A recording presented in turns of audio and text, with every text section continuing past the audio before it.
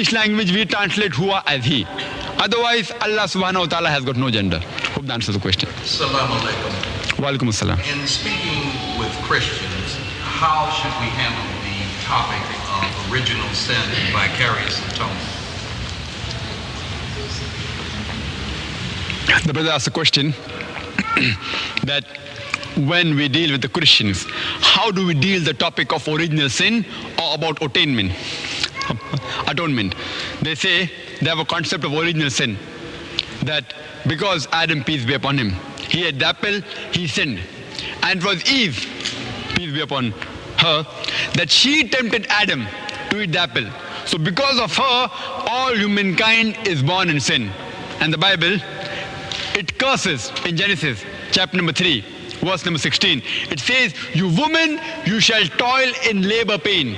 It was a curse given by God Almighty. Because she sinned, pregnancy is a curse. In the Holy Quran, pregnancy uplifts a woman. It says in Surah Nisa chapter 4, verse number 1, "Respect the womb that bore you." Pregnancy uplifts the woman. But the Bible degrades the woman, saying the labor pain is a curse. Now coming to your question, how will you deal with them? That because they sinned, every human being is born in sin. I ask a question to the Christian, that did Adam, peace be upon him, before eating the forbidden fruit, did he ask me? He didn't ask me. So if he didn't ask me, how am I to blame?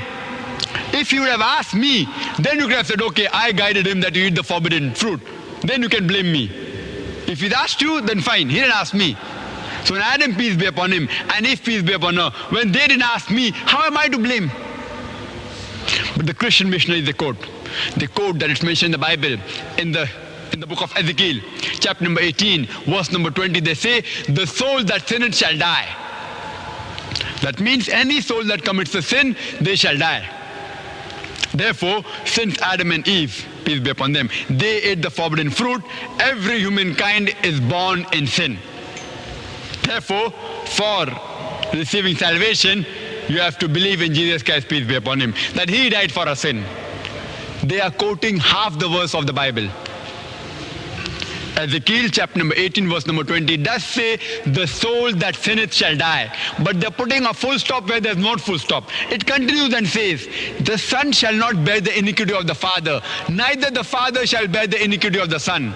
Means the sin of the son will not be borne by the father, neither the father shall bear the sins of the son. The righteousness of the righteous shall be upon him, the wickedness of the wicked shall be upon him. But if the wicked turn, they shall not die. So the Bible says, according to Ezekiel, chapter number 18, verse number 20, that sin is not inherited. So your whole theory of the original sin is proved false by your own Bible. The Quran clearly says that no bearer of the burden can bear the burden of the other. No bearer of whatever you do, you will be held responsible. What your father does, he will be held responsible. And same message is given in the Bible. Hope that answers the question.